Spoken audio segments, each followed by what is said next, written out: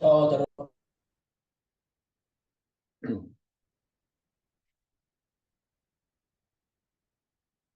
Bueno, buenas noches, ¿cómo andan chicos? ¿Todo bien? Buenas Buenas noches. noches, en orden. Buenas noches. Buenas noches. Buenas a todos, buena profe.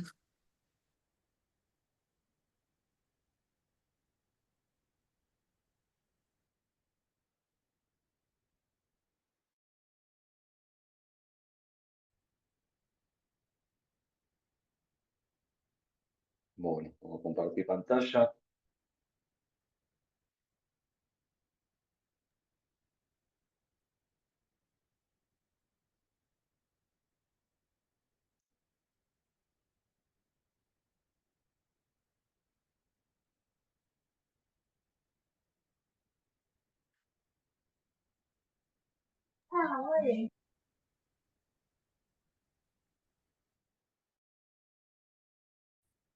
Bueno, ahí donde el último lunes lo dejamos, bien, estuvimos hablando un poquito del inicio del proceso de selección nacional FIFUSA, AMF. Eh, Como había mencionado, ahí para repasar un poco, la idea era que venga Adina Beduto hoy no pudo porque, bueno, como también a mí me va a pasar, el fin de semana arrancamos la primera fecha, él en el masculino de la D y a mí me toca en la C del femenino. Así que estamos todos atareados con ese tema y ajustando las últimas herramientas de cada plantel. Así que vamos a ver si después, en algún lunes, se puede acercar a hablar un poquito de ese proceso que él tuvo el agrado de participar allá en el 2019. En el 1994, bien, se disputó este campeonato mundial en la Argentina, como había dicho, y el campeón mundial fue Argentina, bien, ganando la final contra Colombia por 1-0. Luego, que esperar algunos años para que en el 2019 se repitiera, como bien dije antes, de la mano de Ariel Abeduto y también acá en nuestro país, ¿no? En la localidad de Misiones. Eh, es un repaso que estamos haciendo, la verdad que esto es muy amplio. La verdad que la parte estadística y toda esta parte histórica, si bien es relevante y es importante, también es bueno entender de qué manera jugábamos en esa época, ¿no? Entonces, yo les voy a mostrar más o menos algo de lo que hacíamos nosotros, bien, en nuestra época, bien, y cómo se jugaba y con qué reglamentación jugábamos también, ¿no? Bueno, en este caso el arquero no podía salir del área, voy a poner otro cuadradito negro, en este caso, bien, y al arquero al no poder salir del área tenía complejidades, ¿no? No existía lo que existe hoy en día, que es la posesión de la pelota, bien, si no lo cambiaron, estimaría que están en 15 segundos dentro de la parte defensiva para poder salir al lado del ataque, si no se cobra una falta indirecta.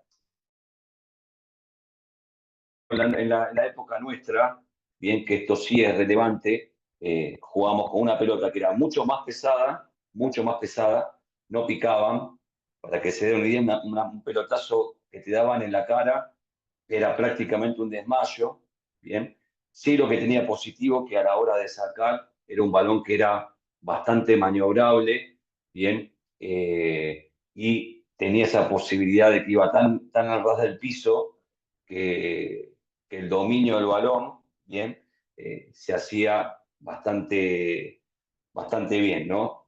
Es decir, hoy por hoy, con el cambiante de las pelotas, todo esto fue mutando y hoy en día, que vamos a arrancar ya este año con un balón que se viene implementando ya del año pasado, cuando estuvimos casi finalizando el campeonato, tenemos un balón mucho más dinámico, mucho más veloz, que hasta nos lleva a veces dos controles el poder controlar, ¿no?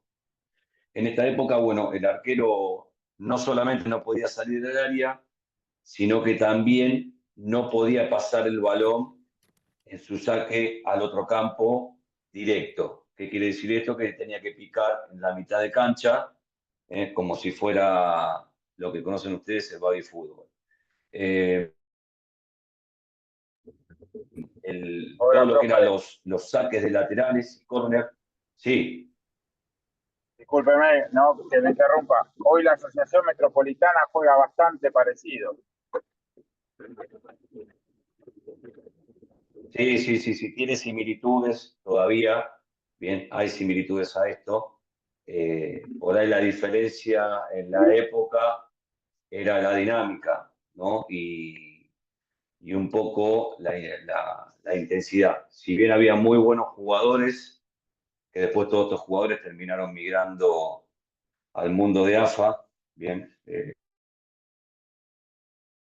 ya los nombré, entre ellos más importante y preponderante de todos es Diego Justosi, bien, quien jugaba en Sarmiento de Olivos, y tantos otros muchachos como Petillo, bueno, Nicolás Noriega, que era uno de los mejores arqueros juveniles. A mí me tocó con Nicolás competir algunas selecciones y ya Nicolás tenía esa cosa totalmente diferente a todos los arqueros que habitualmente estaban en la liga, ¿no? Ya con esa juventud vos notabas bien dónde iba a llegar ese jugador. Para tener una idea, jugadores conocidos de fútbol profesional hablamos, ¿eh?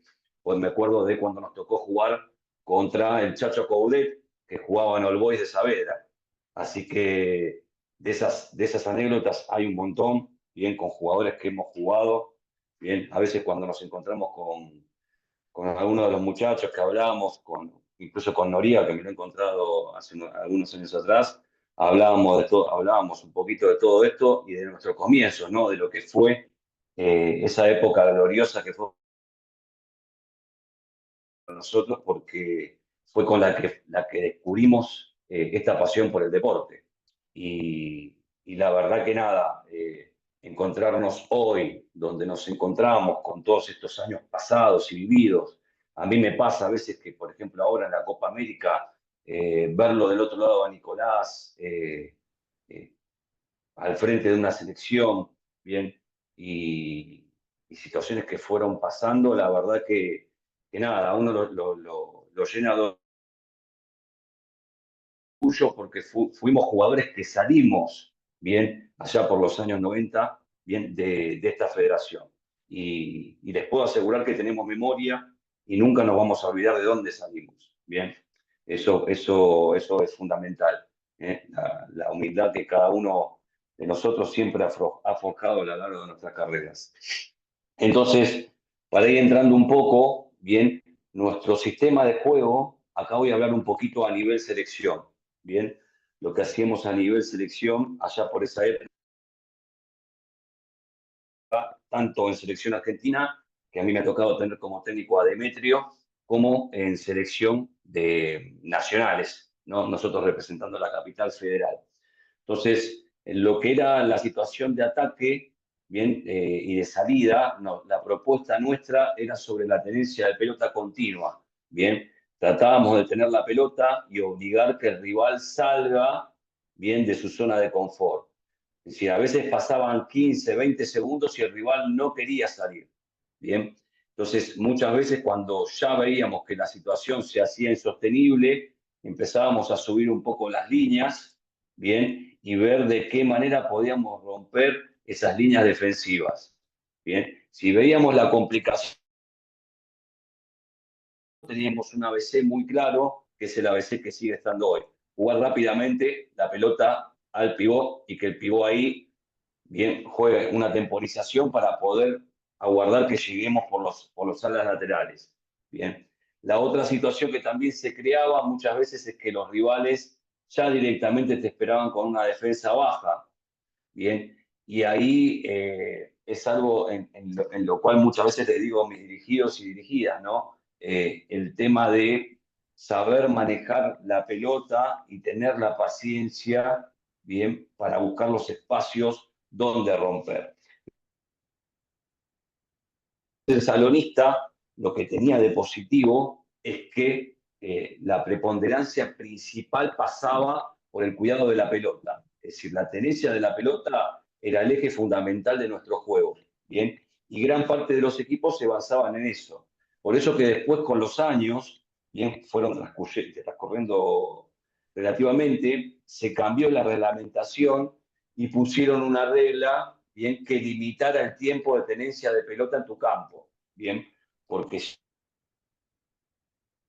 era tan abusivo, bien, que el juego no tenía dinamismo, bien, y a su vez, a nivel FIFA, iban encontrando diferentes reglamentaciones que lo hacían un poquito más atrayente al público.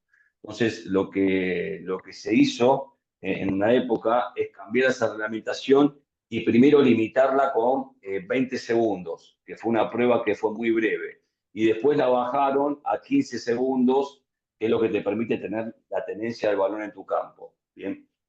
Y así fue como fue transcurriendo el deporte. Hoy en día, si bien el arquero puede salir, pero puede salir hasta la mitad de cancha. Es decir, no puede pasar la mitad de cancha. Esta es otra de las reglas. Sí hubo en un nacional, que yo tuve la oportunidad de ir a jugar representando Capital, viajamos allá por el 2001 a Comodoro Rivadavia. Yo ya en ese entonces ya era uno de los arqueros de la selección argentina y me tocó transitar un cambio de regla que lo hicieron únicamente por ese campeonato. A corto plazo lo cortaron. Y era que el arquero podía pasar la mitad de cancha. Entonces nosotros, sabiendo eso, bien, gran parte de nuestro juego, bien, en ese entonces el técnico de la selección de Capital era Jorgito Pérez. Entonces, aprovechando que yo ya jugaba, bien, en San Lorenzo, venía de San Lorenzo y ya estaba, ese año 2001 estaba en Parque. Estaba con el Bocha Batista y con muchos de los muchachos que algunos conocen, como Luciano Antonelli y tantos chicos que pasaron por ese club. Entonces, aprovechando el conocimiento que yo ya tenía de jugar en AFA, gran parte de los encuentros los jugábamos con arquero jugador. Entonces, los equipos que jugábamos, la gran mayoría no sabían cómo defenderlo. Entonces, pasaba algo inusual que a mí me pasaba, que yo hasta terminaba llegando al arco contrario, con posibilidades de goles. Tanto fue así que terminé haciendo 4 goles en lo que fue este campeonato nacional. Es decir, me pasó algo que era, nada, era totalmente extraño, ver que nadie te marcara, bien, y que me dejaran tan libre para poder jugar. Entonces, esa fue la única vez que permitieron que el arquero pudiera jugar bien, la regla, y al limitar la regla, nuevamente el arquero quedó en la mitad de cancha. Bien. Ahí los silencios, no lo puedo hablar. Entonces, básicamente, lo que se jugaba en esa época inicialmente era a un 3-1, bien, en lo que era referido a nuestra formación técnica, colectiva, táctica, era muy básico. Tenías que encontrarte con algún técnico que pudiera dejarte algunas herramientas. Tal fue así que me tocó tener con el entrenador que después me terminó llevando a AFA, que fue Cacho Di Tomaso, que falleció hace un mes atrás. Y ese técnico era el técnico de APB, de Ateneo Popular Versalles, que allá por la época era una de las potencias de la Metro, ¿bien? Y bueno, con él la verdad que pudimos tener muchas herramientas de cómo nosotros posicionarnos defensivamente, de qué manera. Me acuerdo que en esa época él trabajaba parecía ejercicios de básquet en alguna instancia. Y me acuerdo que estaba con las 2 escobas y nos llevaba a todos para atrás, para el costado, para atrás, para adelante. Así que vivíamos una situación muy similar bien a lo que se trabajaba en el básquet, ¿no? Referido a las posturas defensivas. Pero bueno, gran parte de lo que hacía el fuerte nuestro era la técnica individual, bien que ahí cada jugador ya traía su ADN, bien, de muy chico, ¿no? De esa cosa de cancha de 11 y de baby fútbol.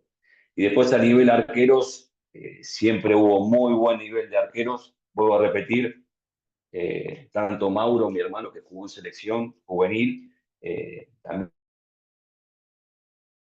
nos tocó pelear puestos con jugadores de una calidad técnica táctica. En mi puesto, bueno, estaba, como dije antes, estaba Nicolás Noriega, bien, y había otros muchachos que andaban muy bien también. Entonces la competencia, en nuestro caso, siempre fue compleja, ¿no? Pero bueno, más o menos quería darles una entrada, bien, de lo que hacíamos en esa época, de cómo entrenábamos, los pocos recursos que teníamos, ¿no? Obviamente se entrenaba 2 veces por semana, 1 hora, obviamente que en espacios reducidos o en la cancha que tuviéramos, muchas veces sin cancha, otras veces sin entrenar, yendo a jugar directamente. Es decir, vivíamos un montón de cosas muy amateur que hoy en día, si bien puede que alguno las viva, pero no es a un nivel generalizado, ¿no? Entonces vamos a ver un poquito de lo que es lo que fue esta final épica, bien, en la que Argentina en el año 1994 terminó ganando 1-0, bien, de los jugadores históricos que nosotros acá en Buenos Aires hablo, podemos llegar a recordar, el preponderante más importante que nos representaba era Daniel Martín, quien hoy vive en Italia, bien, hace muchos años, y que fue uno de los jugadores que, como dije antes, terminó un partido, había jugado Parque, creo que con Sarmiento de Olivos, y estaba Daniel Martín del otro lado y Maradona del otro. Y ese partido, Daniel Martín, la verdad que la dejó chiquitita, tal fue así que terminó el partido, se acercó Maradona, le dejó una tarjeta y Daniel Martín terminó jugando en varios equipos de cancha de 11 del interior, hasta que nuevamente volvió al futsal o al fútbol de salón. Bien, luego con los años terminó, aparte de jugar en selección argentina en FIFA, después ya hace como 20 años que vive en Italia, es entrenador, terminó jugando hasta los 55 años, pero fue el jugador más importante de Buenos Aires que nos representó en esta selección, bien, y que tuvo esa posibilidad de ser campeón, ¿no? Obviamente que acá hay un montón de jugadores extraordinarios, todos muy buenos. Simplemente hablo para la gente de acá de Buenos Aires porque me imagino que muchos de ustedes conocen quién fue Daniel Martín, bien, y en gran parte de la historia vamos a hablar de muchas cosas donde estuvo Daniel Martín.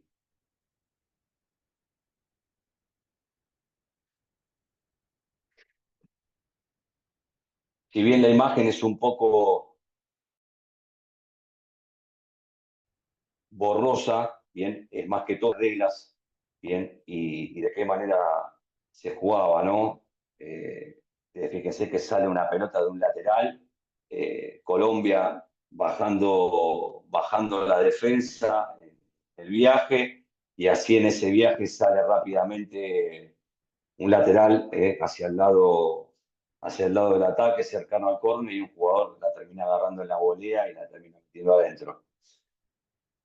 Es decir, gran parte del juego como suele pasar ahora, ¿no? Y se sigue viendo, pasa mucho también por la pelota parada, ¿no? Si bien sabemos que somos una liga que no tenemos mucho escor de goles, bien, somos una liga que la gran mayoría de goles estadísticamente pasan por pelota parada, bien. Por eso que yo, que en gran parte de mis equipos, estoy muy encima en estas situaciones, sobre todo en el femenino, ¿no? Donde los partidos son muy cerrados, y siempre le digo a las jugadoras, presten atención, hagan la jugada parada, de pelota parada, porque garpa realmente, garpa porque en los momentos que no podemos entrarle al rival por diferentes situaciones, la situación de la pelota parada nos va a abrir el camino. Otra de las situaciones que pasó ahí como regla es que el arquero también podía recibir la pelota indefinidamente y la podía tomar con la mano. Esto obviamente después con el tiempo fue cambiando, bien. Pero en esa época tenías esa posibilidad donde te venían a presionar, te daban la pelota y jugabas a la espalda del defensor para que el compañero ganara por la espalda.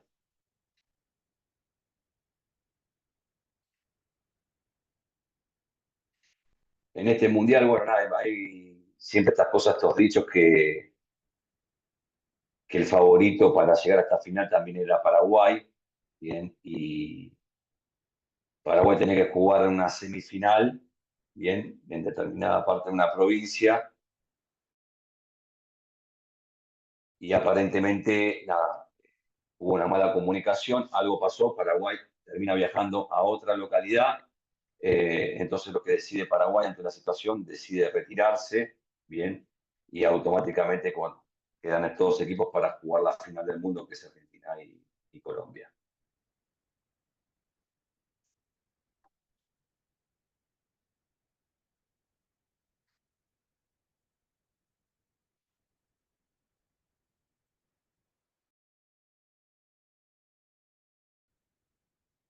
Bueno, acá vamos a ver la del 2019, vamos a ver también otro resumen, y acá es un poquito del proceso de trabajo de Ariel Abeduto.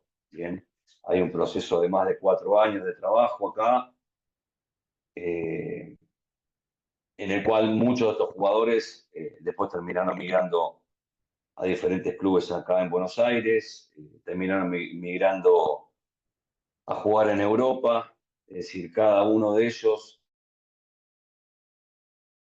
ha tenido una posibilidad y nada, me hubiera gustado que esté Ariel como para comentarnos cómo fue todo este proceso. Si bien yo ya lo he escuchado, Ariel, porque cada vez que viajamos a dar alguna charla al exterior, siempre están estas cosas de hablar de lo que fue su proceso de selección, ¿bien? Y de lo que significó, y después de lo que significó su salida, ¿bien? De la selección por diferentes cambios de ideas con los dirigentes que hoy actualmente siguen en la actividad, ¿no? Pero bueno, nada, una selección con una identidad propia, bien, con una humildad, la verdad que un agradecimiento infinito al entrenador, siempre que hablo con algunos de los muchachos que me encuentro,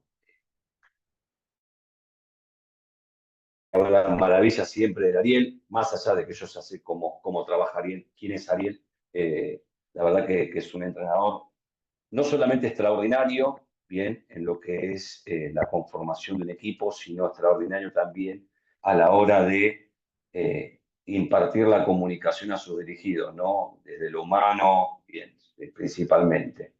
Entonces, todas estas cosas hacen que el proceso, bien, en algún momento termine explotando, bien, y se termine llegando a un objetivo común, ¿no?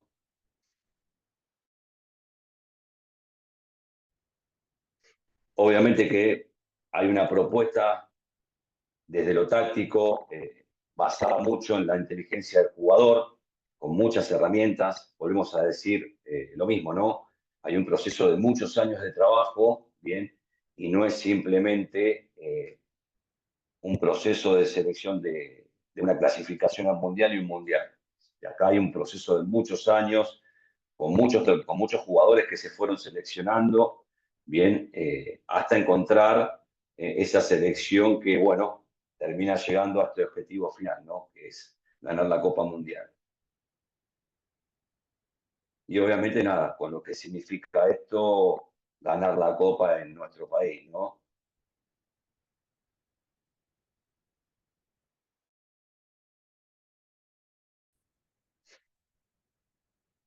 Bueno, ahí de los conocidos que pueden conocer acá en Buenos Aires, lo tienen a Miguel Tapia, bien, quien hasta el año pasado estaba en Argentinos Juniors.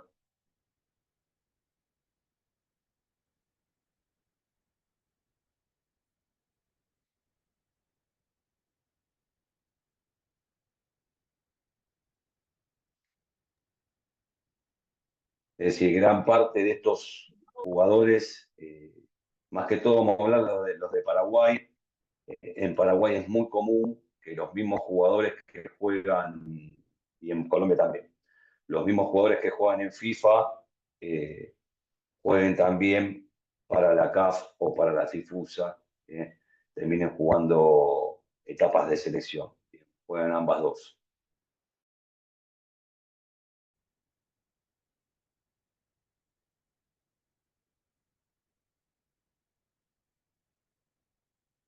Bueno, este partido tuvo un montón de cosas que la verdad que fueron llamativas, como esta, bien donde está el cambio del Este fue, arquero. eso te iba a decir, este era el arquero, Sí, el grandote. nosotros le decíamos Poca a este. Sí, que Era, puede atajar un montón, pero era ágil, ¿eh? No sabes lo que atajaba. sí, yo me acuerdo que vi este partido, me acuerdo que lo vi. Pero yo estuve Sí, viendo sí, el sí, partido el otro día y entró y se comió los 2 goles, ¿no? Fue ese mismo arquero. sí, obvio, no, pero vos fijate la finalización lo termina asesinando, la que agarra la segunda por la espalda en volea. Bien. Había un arquero también así,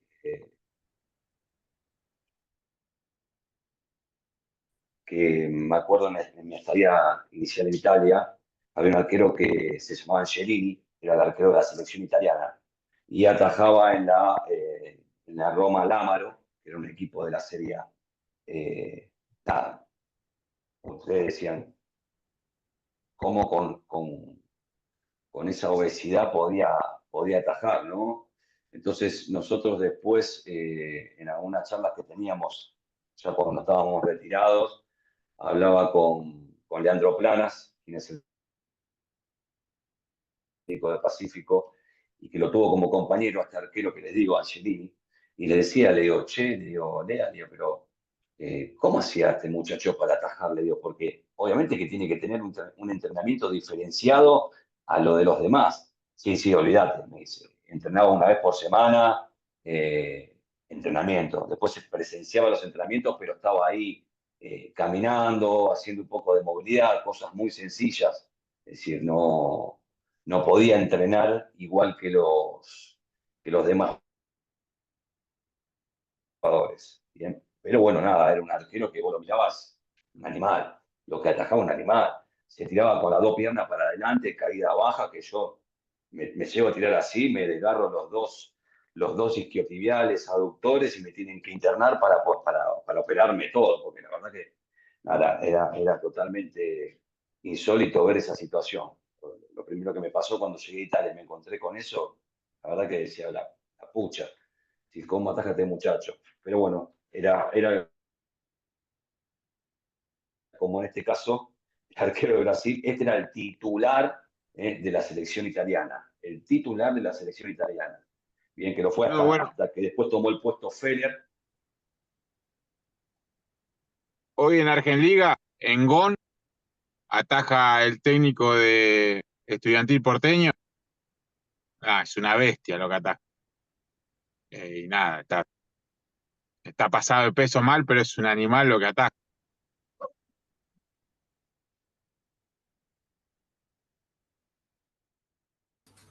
Hay Hola, ¿qué tal? No, te arqueros en la corrijo, no época ataja más el también. Goma. Fue a Pacífico. No, está en Pacífico. Se retiró el Goma. Este año está atajando Elías en Gom. No, Un lo que chico que se pasa es llama que nosotros Elías. lo enfrentamos el año pasado, yo estaba en la primera del Deportivo Tigre. Claro. Sí, Bueno, sí. era técnico ahí en primera y bueno, Lo enfrentamos el año pasado y nada, era un animal, te manejaba el partido, te manejaba los árbitros, era insoportable, pero era un arquero bárbaro. El Goma, bueno, otro de los históricos, bien, que también me tocó compartir plantel con él en Hebraica. Y después el año pasado, que estuve un par de veces entrenando los arqueros de GOM, también me tocó entrenarlo un par de veces. Y bueno, este año estuve entrenando hasta el jueves pasado, estuve entrenando los arqueros de la primera de GOM, que fui por un periodo de 2 meses, porque la verdad que no le puedo hacer frente a todo, porque prácticamente no tengo vida, así que por eso te decía, ¿viste? Te iba a decir justo que el arquero que está atajando hoy se llama Elías, un chico que la verdad que tiene mucho potencial. Profe, una consulta. Tiene mucho potencial. Sé que viene de un equipo ya de AFA y es un arquero que la verdad que, nada, me sorprendió en muchos aspectos. Sí, creo que le va a dar también un toque de jerarquía a ese puesto en ese club. Bueno, ahora Profe, una vamos consulta. a meter... Sí, diga. El tema justamente de ese tema, ¿no? O sea, cuando nos toque un arquero de ese estilo, ¿tiene un entrenamiento diferenciado al común de los porteros actuales o qué sé yo, salida de juegos y ese estilo de cosas? O sea, si hay que cambiar nuestro esquema de entrenamiento cuando nos toca entrenar un arquero o sea, así como en ese sentido lo digo. Sí, sí, siempre van a tener que cambiarlo, siempre. Van a tener que adecuar su modelo de juego acorde al arquero que tienen. Es decir, esto es algo que yo hablo en la materia de entrenamiento de arqueros, ¿no? Entonces, uno llega a un club nuevo, va con un modelo de juego que ya tiene en la cabeza, bien, y lo más típico que te puede llegar a pasar es que si vos querés presionar alto, bien, y no tenés un buen arquero de lectura de juego, es decir, todas las que te rompan defensivamente, seguramente el arquero no va a tener esa lectura bien para ajustarte en alguna situación defensiva que él pueda leer pelotas al vacío o diferentes situaciones que no llega a contrarrestar un cierre, ¿no? Sí. Entonces, nada, eso por un lado. Después, cuando te encuentres con un arquero como el Goma, y obviamente que tenés que trabajarlo también desde otro lugar, sin perder el foco en los que tenés, pero no exigiéndole lo mismo que a un chico de 20 años. Entonces lo dejás relajar un poco más, ¿bien? Y tratás de jugar un poquito con el tema psicológico, con el tema de ser vivo, en decirle, che, Goma, explicarle al chico cómo es esto, lo haces partícipe de una manera para que también el otro arquero no se sienta de por qué es el Goma Ranieri, pongo al Goma Ranieri como ejemplo, porque es el Goma Ranieri, ya tiene la verdad y no va a entrenar igual que él, ¿entendés? Entonces tenés que buscar esa situación donde todo esté complementado, ¿bien? Y también veamos, ¿no? Que hay que trabajar de otra manera. Es decir, un ejemplo, si por ejemplo el Goma quiere salir constantemente del arco y llegar al arco rival, es algo obviamente que en algún momento uno le va a tener que decir, Goma, no te va a dar el físico.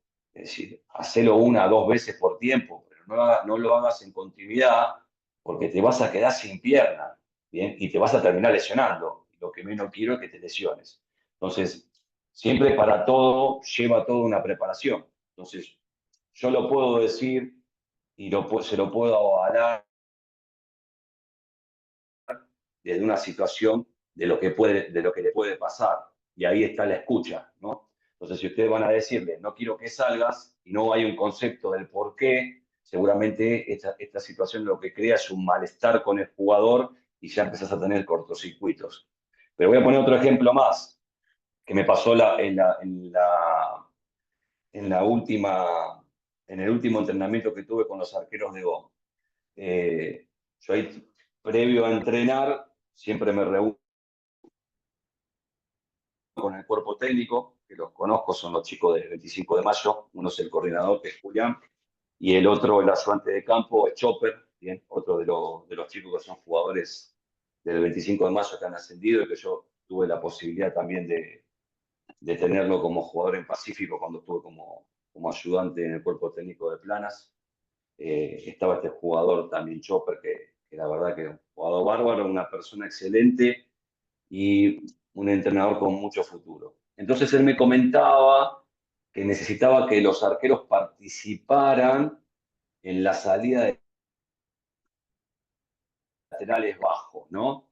Entonces él lo que quería que, por ejemplo, este chico Díaz, bien, en alguna jugada, bien, en la cual les presionaran ese lateral, terminara jugando con un pelotazo cruzado a la espalda del cierre, ¿no? Entonces esto quedaría, este que voy a mover acá es Elías, viene el arquero de Gon, sacamos uno acá, sacamos otro acá. Eso es lo que hacía, es atraer, vamos a poner acá.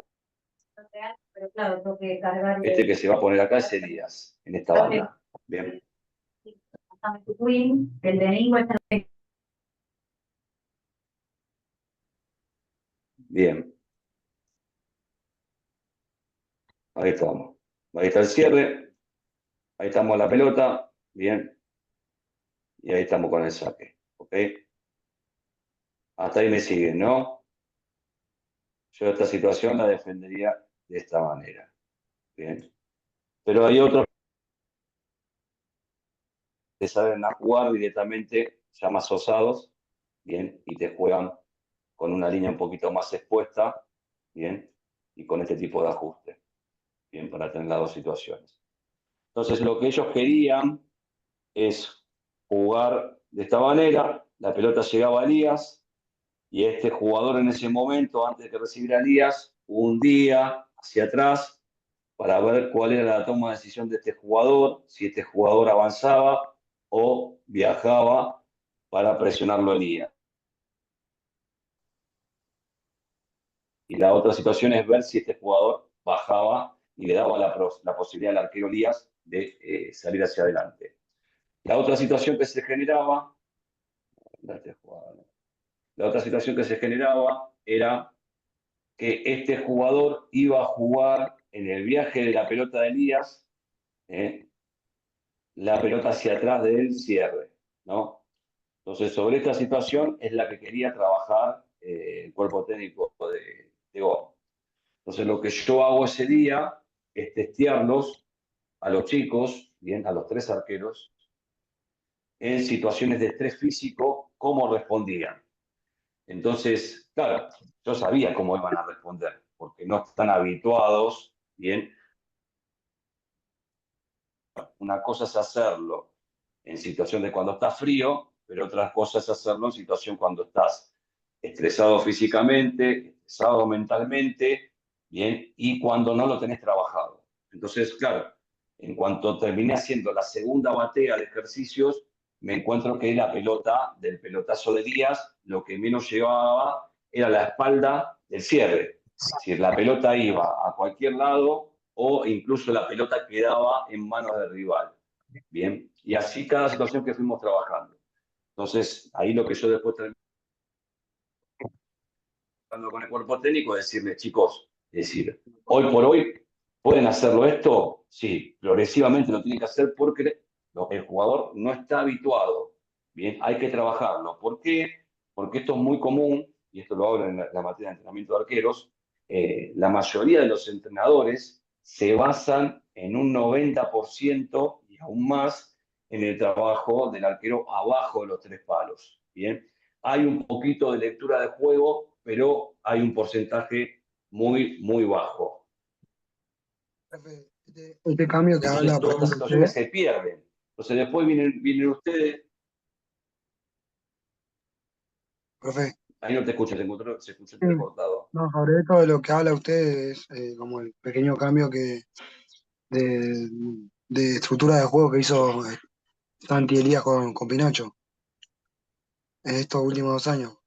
Darse cuenta que el arquero era la diferencia y nada, trajo como, en este caso, trajo a este Cato, que le hizo la diferencia en el sistema de juego que tiene hoy en día. Porque quería Sí, replicar bueno, un ejemplo. ahí tenés, No, y no, ahí que tenés quería, otro. Sí, decir.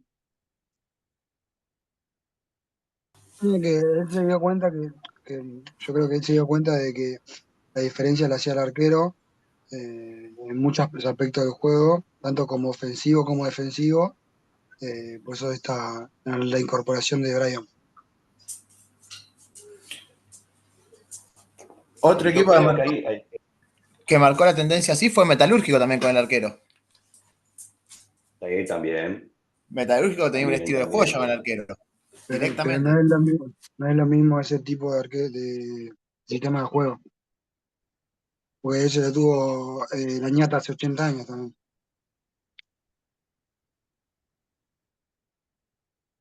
Sí, a ver, ahí tienen, a ver, hay mucha diversidad, ¿no? Es decir, a ver, voy a tratar de resumirlo. Igual esto también lo van a ver el año que viene en la materia de entrenamiento de arqueros. Uno cuando va como entrenador, bien, de arqueros a un determinado club, bien, y se topa con determinados perfiles, bien, lo que uno tiene que hacer es seguir potenciando ese perfil y no perdiendo de vista lo que pasa después en otras situaciones que el jugador no rinde, ¿no? En uno que lo ve que es analítico en el puesto, bien, y se da cuenta. Entonces, un caso que yo ponía, nosotros cuando estaba en el cuerpo técnico de Estrella de Boedo, que terminamos ascendiendo, estaba Independiente y en el arco Independiente, no, estábamos ese primer año en el arco Independiente estaba Quilemi y nosotros con el cuerpo técnico nos reuníamos una semana y cada uno bajaba su línea de lo que había que trabajar y lo que veía. Entonces yo les mencionaba que para mí había que dejarlo venir a Quilemi, de seducirlo para que nos ataque continuamente y después en el segundo tiempo empezar a finalizarle cercano a las piernas. Bien, toda pelota cercana, rasante a las piernas. ¿Por qué? Porque yo sabía que del tanto ida y vuelta, adelante hacia atrás, él no lo tenía trabajado y que yo sabía que llegaba un momento que él en esa situación se iba a quedar sin piernas. ¿Por qué? Porque cuando vos le pateas a un arquero entre las piernas, bien, son situaciones donde tiene que tener mucha reacción, tiene que tener mucha velocidad, bien, y tiene que tener mucho trabajo. Bien, entonces cuando te encontrás con un arquero que no tiene esa preparación, ¿dónde terminaron los goles? Los goles terminaron, bien, donde les digo, estamos haciendo 2 o 3 goles por entre medio de las piernas. Le pateábamos cercano a sus piernas y él obviamente no tenía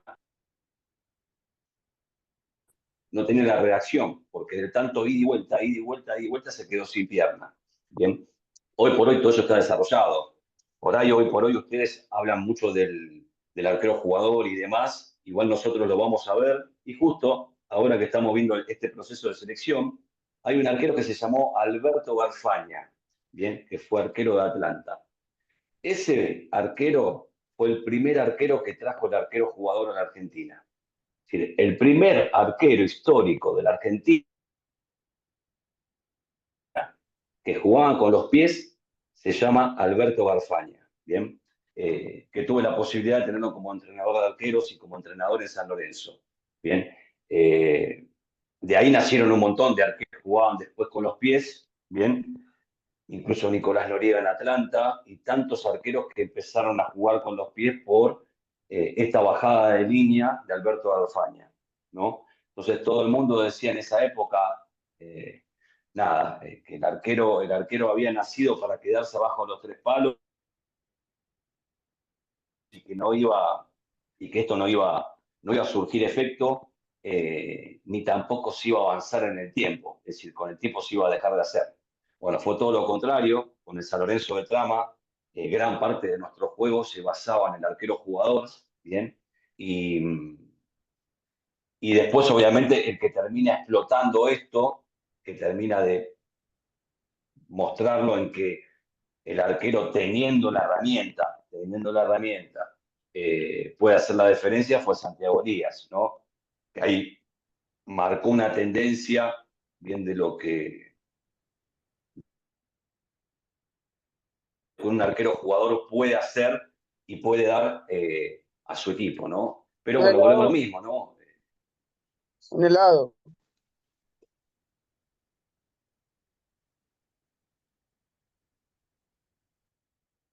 No se te escuchó, ¿eh?